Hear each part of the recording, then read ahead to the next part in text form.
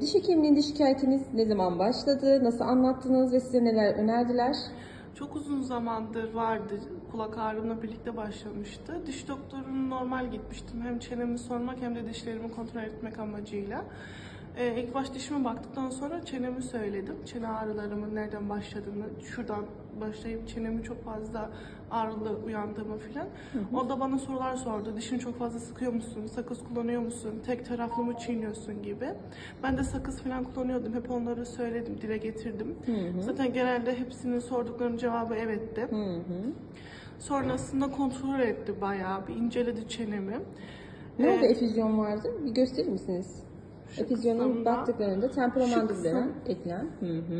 Bu kısımlarıma bayağı inceledi ve baskı uyguladı. Peki ağzınızı açarken o bölgelerden çıtırtı sesi geliyor mu? Evet, çok fazla ve çenemin alt kısımlarından da geliyor, şu kısımlarında ve bazen kilitleniyor. Kendim hareket ettirmek zorunda kalabiliyorum. Tek taraflı kalabiliyor.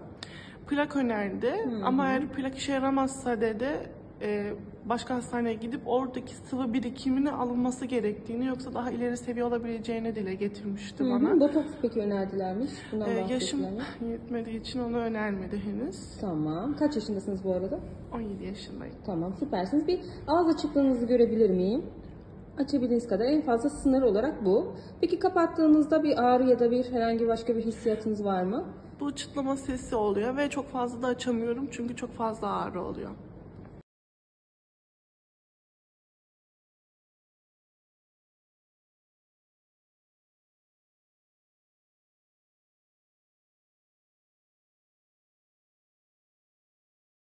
Evet, çin tak egzersizi.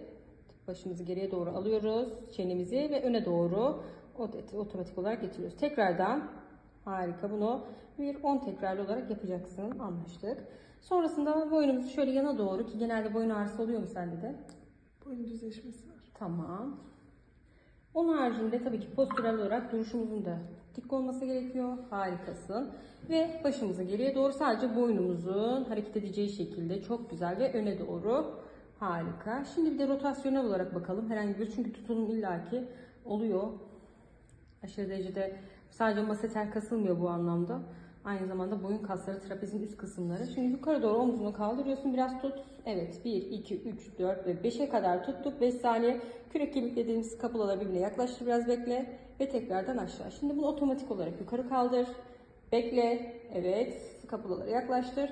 Ve aşağı doğru indir. Yine bunları günlük hayatta bunların her birini tekrarlı olarak yapıyorsun. Anlaştık. Şimdi ağzımızı açıyoruz. Hafif ben arka taraftan tutacağım. Çeneni ilk başta aşağıya ve öne doğru hareket edeceğim, mobilize. Tamam, sen gövden hareket etmesin. Dizin zaten sabitliyor seni. Bunu genelde yatış pozisyonda da yaparız. Var mı ağrı? Gövden hareket etmesin. Sadece çeneni istiyorum. Şimdi aşağı doğru bastırıyorum. Aşağı doğru bastırdım. Başın sabit. Öne doğru. Süper. Tekrardan. Burada aslında temporomandibüler eklemi aşağı doğru çektikçe aralığı arttırıyoruz, o eklem aralığını, ve hafif öne doğru çektirerek de arkadaşlar ne yapıyoruz? Böyle bir hareket kabiliyetini arttırmış oluyoruz. Çünkü eklem hareketi birbirine eğer burada yanaşırsa ve bitişirse en ufak bir harekette sürtünme nedeniyle ağrı oluşur. Anlaştık mı? Ağrın var mı şu an ya da herhangi bir sıkıntı olduğunu söyle, ona göre Çıtlamalar oluyor gene aynı şekilde, başka bir sıkıntı yok ama ağrı tabii oldu. Tamam. Tekrardan ağzımızı açtık hafifçe. Şimdi boynumuzu hareket ettirmiyoruz. Sadece çenemiz üzerine odaklandık. Ellerim temporomandibüler eklemde. Aşağı doğru çenemizi indirdik ve yukarı doğru hafif çektik. Tekrardan aşağı çektirdik ve öne doğru, anterior doğru getiriyorum. Hissediyorsun. Tekrardan aşağı doğru ve öne doğru. Şimdi bu kendinde çeneni, ağzını açtın ve öne doğru. Ağzını aç. Bak, ağzını aç. Çeneni öne doğru getir. Harika, ve kapat. Tekrardan ağzını aç, çeneni öne doğru getir ve kapat. Bak şöyle ağzımızı açtık ve kapattık. Evet, çok güzel. Harikasın. Bunu yine 10 tekrarlı olarak yapıyoruz. Anlaştık mı? Tamam, süpersin. Şimdi ağzımızı açalım. Evet, ve şimdi kapatalım. Tekrardan ağzımızı açalım. Açtıkça tam kasın kasıldığı ve bu fasciayı gevşetecek yönde, aynı yönde, ve kapattık. Şimdi tekrardan ağzımızı aynı anda açalım ve tekrar kapattık. Ağzımızı açalım ve tekrardan kapattık. Bu özellikle bu maseter kasları uyarabilmek adına ve gevşetebilmek adına. Bir kası kendi görevini yaptırırsan gevşetirsin. Çünkü yardımcı olmuş olursun. Tekrardan açalım ve kapatalım. Tekrardan açalım ve kapatalım. Normalde maseterler ağzı kapatmak için görevlidir. Ağzı açtığında ne yaparsın? Gelmiş olursun ve biz de fasciayı geriyoruz. Kapatırken de yardımcı olarak kapatıyoruz ki ne olsun? Kası aktif olarak biraz daha dinlendirelim, yormayalım. Çünkü ister istemez bak burada da mesela ısırdığında şu masseter kasının ne kadar kasılı ve sert olduğunu görüyorsun. Bu yüzde ister istemez görünüşte, appearance'da da farklılığa neden oluyor. Yanaklar daha sanki doluymuş gibi gösteriyor. Ve botoks dediğimiz şu noktalarda, botoks noktası şu üçgen dediğimiz noktada arkadaşlar botulinum toksin enjeksiyonla birlikte bu kaslar ne oluyor? Asetilkolin arkadaşlar salınımı inhibe ediliyor. Bir kas eğer asetilkolin salgılanıp da reseptöre bağlanmazsa ne yapamaz? Kasılamaz. Bir nevi botulinum toksinin arkadaşlar burada bu kasın motor noktalarına enjeksiyonuyla kasın paralizisini sağlamak botoksta. Tedavi olarak da yine kullanılabiliyor.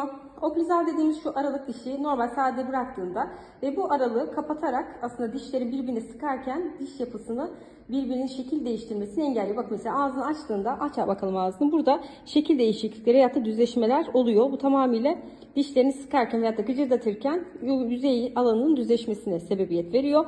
O yüzden geceleri plak dediğimiz bu oklüzal splint veya da gece plağı muhakkak yine diş hekimleri tarafından ağzına uygun bir şekilde yapılması ve geceleri bunun takılması gerekiyor. Ondan sonra oklüzal splintin kalınlığı tabii ki ağızdaki bu yıkıntının seviyesine göre değişebiliyor. Bunlar da yine kullanılmaya devam edilmesi gerekiyor. Çintak ve dediğim gibi hem omuz hem kürek kemiklerini için senkronize olan hareketleri muhakkak yap. Yatış pozisyonu sırt üstü olsun. Sağ veya da sol dominant tarafa yatarsan bu da yine ister istemez o bölgeye bası uyguladığı için bruksizm arttırır.